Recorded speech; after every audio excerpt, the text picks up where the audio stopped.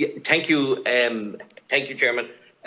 Look, I suppose we've been discussing this issue like many more issues, and I appreciate the efforts that you, Chairman, and the staff have made to accommodate every party in this issue. And there's an absolute crisis out there.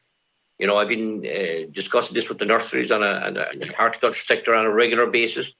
They're pressurising us as politicians for results, and I appreciate that we get ample time to question the witnesses, and I welcome the witnesses here. And I thank you for that, Chairperson, not to be maybe spending too much time on statements and losing time, valuable time that we need to try and get the point across. The point I want to get across is I cannot understand for the life of me why this crisis has continued the way it has. Who is the wrong party here? And why can it not be resolved temporarily until something is put in place? Somebody's got to sit up here and put up their hand and say, I'm taking the blame for this. It's either the minister, it's the department, or who in the name of God is going to take the blame? Or is it going to be passed the buck from one to another, to another, to another? And like Matt Carty said, maybe we just have to come back here again and try and see, can we get to some kind of solution? And I have no issue about coming back here because the nurseries are severely affected on the ground. I only have a few questions, Chairperson, because a lot of questions have been asked. But like my argument is that there was a peat withdrawal without a plan. Without a plan. The nurseries were left flat-footed and they were given no time to adjust. So my assumption is that if anybody, you know, we're talking about other businesses when they're affected, that there'd be some kind of a compensation package put in place. Has the department considered a compensation package? And if they have, what kind of a compensation package is it? Also, do you know, and I think this question has been asked, the time frame to have Irish peat for Irish growers? It's a very simple question. The third question is, can some bogs be redefined as no longer a peat land habitat if it's possible to re-wet and then suitable peat used for horticulture? And the fourth question, I leave it at that, is last week Minister Hackett released a statement stating that a stock of Irish peat which will alleviate the immediate issue may have been secured. Now, the industry is saying they would like to clarify on this stock of peat. If it's stockpiled peat, it will not be suitable for casing for the mushroom. So is it stockpiled peat or not? And thank you, Chairperson. Okay. Who wants to take those questions? Deputy Collins?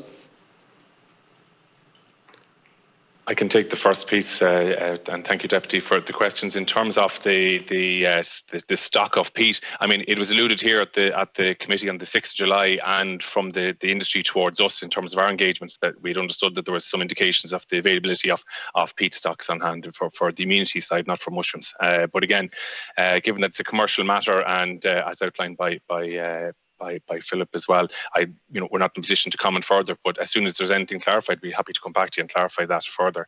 And in terms of redefining bogs and the time frame, I suppose I'll have to leave that to the other colleagues. Thanks, Deputy. Okay. Who wants to take Mr. Deputy Collins' other questions? I can take a couple of points mentioned. Brian, I want to talk about designation or redesignation, and just to kind of reflect on what Brian said previously, or to echo what Brian had said. The state can't simply set aside obligations under the EIA directive or the Habitats directive, and the only way, there is no way legal cutting can take place or legal extraction can take place on a greater than 50 hectare site in 2021. The only way to reactivating sites like that is through engagement with the system. Now, it may be difficult news to hear that is the case, but the system is in place, and the system has been in place for some time. The requirement to have an IPC license is not new. It has been there for a couple of decades at this stage. So again, we are very conscious of the situation the horticulture sector finds itself in, but the fundamental issue here is around non-compliance. Okay. Chairman? Yeah. Sorry, unless somebody else wants to come in, I just have a question there to follow up on. Okay, I'm fine. Deputy Collins, I'll let you finish. I've just another daily waiting, but you can go first, Deputy Collins.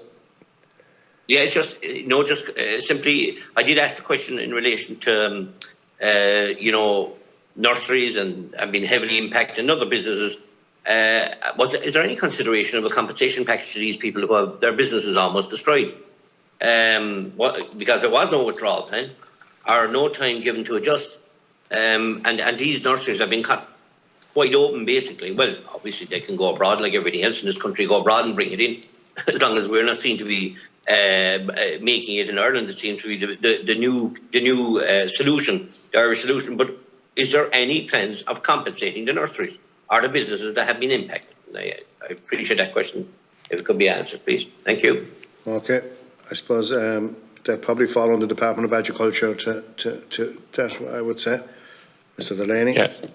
Thank you, Chairman. Yeah, I suppose, as in the first instance, the way we would support the horticulture sector is through the grant aid scheme, and that's gone from 6 million to 9 million this year, and has a strong support for the mushroom sector and the immunity sector. Would receive a lot of funding through that route, and I suppose maybe to go any further than that, it's really within the working group, and maybe I might leave that to Brian to discuss. But in terms of one of the areas for consideration was looking around just transition and so on. But again, that hasn't been fully teased out as yet, and you're probably getting into the political realm then in terms of that. But I don't know if any of the other colleagues would like to elaborate any further on that.